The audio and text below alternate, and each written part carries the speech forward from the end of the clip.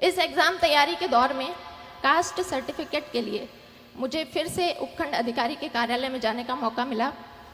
उस दिन उनके कार्यालय के बाहर भीड़ को देखकर फिर से एक बार मुझे लगा कि इस पोस्ट के लिए मैं ट्राई कर सकती हूँ।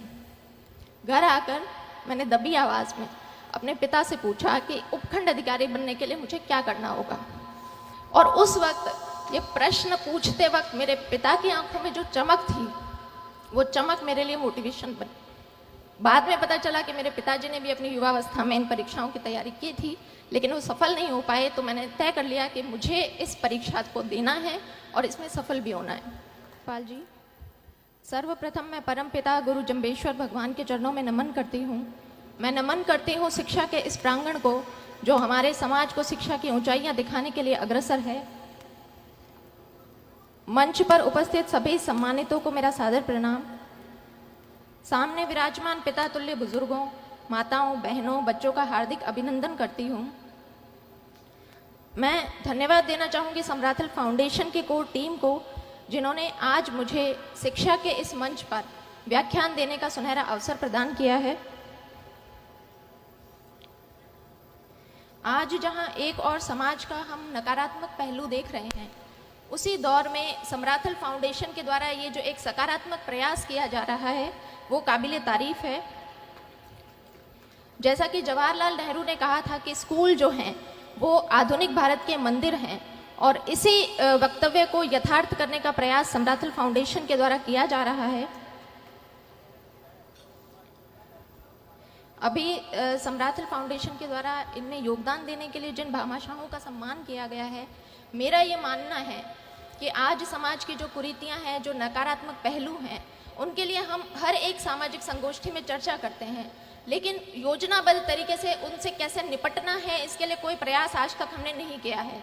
समराथल फाउंडेशन ने इसके लिए एक कदम उठाया है। धन्यवाद के पात्र वो भी हैं, सम्मान के पात्र वो भी हैं कि उन्होंने ये सोचने की हिम्मत दिखाई है।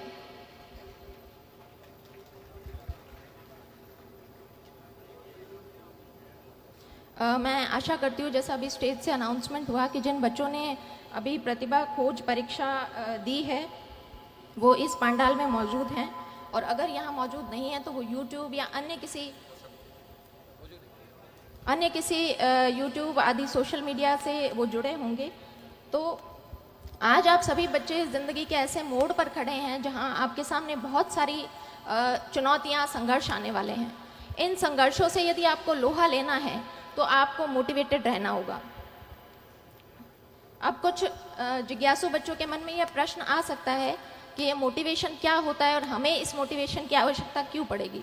तो मोटिवेशन होता है किसी व्यक्ति का लक्ष्योन्मुखी व्यवहार है, उसे ऊर्जान्वित करना, उसे सक्रिय करना मोटिवेशन होता है। तो क्या ये मोटिवेशनल स्पीचेस सुन के आप सेल्फ मोटिवेटेड हो जाएंगे? बिल्कुल होंगे, लेकिन आने वाले सिर्फ 24 और 48 घंटों के लिए होंगे। तो जिस प्रकार से हमारे शरीर में किसी तत्व की कमी हो जाती है, हमें उसके लिए सप्लीमेंट्स लेने पड़ते हैं। जब तक हम सप्लीमेंट्स लेते हैं तब तक हमारे शरीर में उस तत्व की कमी नहीं होती है। जैसे ही हम सप्लीमेंट लेना बंद करते हैं, फिर से हमारे शरीर में उन तत्वों की कमी हो जाती है। इसी प्रकार मोटिवेशन है। यदि आप बाहर से इसके सप्लीमेंट्स लेंगे तो वो कुछ दिनों में, कुछ घंटों में वो धूमिल हो जाएंगे। इसके लिए आपको क्या करना है? आपको आत्म मंथन करना है, आत्मचिंतन करना है कि आप डॉक्टर, इंजीनियर, आरएएस, आईएएस क्यों बनना चाहते हैं। और जिस दिन इस प्रश्न का आपने जवाब खोज लिया खुद से, तो आपको बाहरी सप्लीमेंट्स की आवश्यकता बिल्कुल भी नहीं पड़ेगी। जब मैं 8वीं कक्षा में थी तो एक प्रतियोगिता में मैंने तृतीय स्थान हासिल किया, और उस दौरान मुझे उपखंड अधिकारी से सम्मानित होने का मौका मिला। जब उपखंड अधिकारी की गाड़ी हमारे स्कूल के प्रांगण में आई तो उस गाड़ी पर लगी बत्ती को देखकर मेरा बाल मन सम्मोहित हुआ था। लेकिन जैसा कि बाल मन होता है, कुछ घंटों, कुछ दिनों में वो जो मेरी यादें थी वो धूमिल हो गई। उसके पश्चात 10वीं कक्षा में फिर से मुझे मौका मिला, जब मैं जिला कलेक्टर महोदय के द्वारा सम्मानित हुई। उस वक्त मैंने तय किया कि इस पद में, इस पोस्ट में कुछ तो है कि इसका इतना मान और इतना सम्मान होता है। लेकिन फिर वही चीज़ें हुई कि मैं उन चीज़ों को भूल गई। 10वीं परीक्षा के बाद जब ऐच्छिक विषय चयन का प्रश्न खड़ा होता है, उस वक्त मेरी कुछ सहेलियों ने कहा कि हम तो मैथमेटिक्स साइंस लेंगे और इंजीनियरिंग करेंगे। उनकी बातें सुनकर मैं भी अपने घर गई और पारिवारिक मंच से मैंने भी ऐलान कर दिया कि मुझे इंजीनियर बनना है। उस वक्त बहुत सारे प्रश्न आए कि लड़की इंजीनियरिंग करके क्या करेगी, लड़की को इंजीनियरिंग करवाने का क्या फ़ायदा है। लेकिन वहाँ मैं धन्यवाद देना चाहूँगी अपने पिता को, जो ढाल बनकर मेरे सामने खड़े रहे और मेरे इस निर्णय का पूरा उन्होंने सम्मान किया और मुझे इंजीनियरिंग की पढ़ाई पूरी करवाई।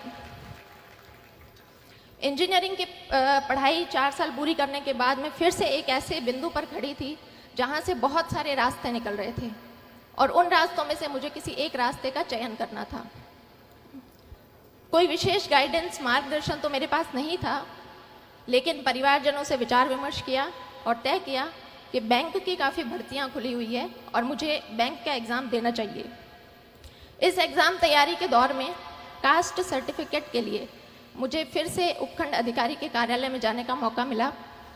उस दिन उनके कार्यालय के बाहर भीड़ को देखकर फिर से एक बार मुझे लगा कि इस पोस्ट के लिए मैं ट्राई कर सकती हूँ।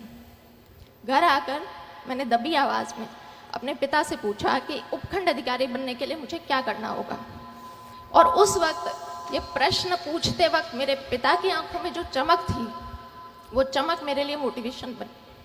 बाद में पता चला कि मेरे पिताजी ने भी अपनी युवावस्था में इन परीक्षाओं की तैयारी की थी, लेकिन वो सफल नहीं हो पाए। तो मैंने तय कर लिया कि मुझे इस परीक्षा को देना है और इसमें सफल भी होना है। तो इसी तरह से आप भी अपना सेल्फ मोटिवेशन देखें, कौन सी ऐसी चीज़ है जो आपको अपनी जर्नी के दौरान मोटिवेटेड रख सकती है। मैंने आरएस 2013 की परीक्षा दी, उसमें मेरी 77वीं रैंक से चयन हुआ, लेकिन चूंकि आरएस के पद कम थे इसलिए मुझे राजस्थान लेखा सेवा अलॉट हुई। मैंने दोबारा प्रयास किया और 2016 में मुझे प्रॉपर आरएस मिला। तो आज जब ये बच्चे किसी परीक्षा की तैयारी करने के लिए आए हैं तो एक पैटर्न होता है कि हमारा एक समूह बनता है, हमारा एक ग्रुप बनता है। मैं आप सभी लोगों से अनुरोध करूंगी कि अपने उस ग्रुप का चयन बहुत सोच समझ कर करें।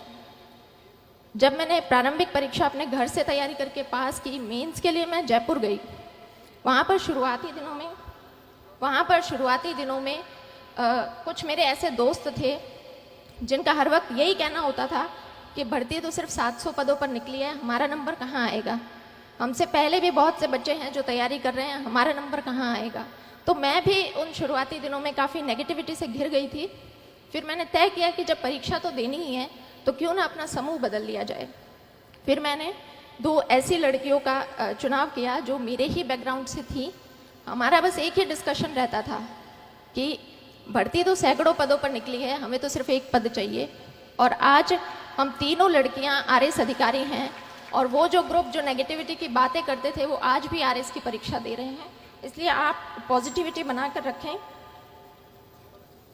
मैं अपनी बात को कंक्लूड करना चाहूँगी कि यदि आपने सोच ही लिया है कि आपको रणभूमि में उतरने का आपने मानस बना ही लिया है, तो आपकी तैयारी ऐसी होनी चाहिए कि प्रश्न पत्र में किसी भी प्रकार की गुगली डाली जाए, आप नॉट आउट वहाँ पर डटे रहें। 4 बांस 24 गज अंगुल अष्ट प्रमाण, ता ऊपर सुल्तान है, मत चूके चौहान। जय हिंद, जय भारत।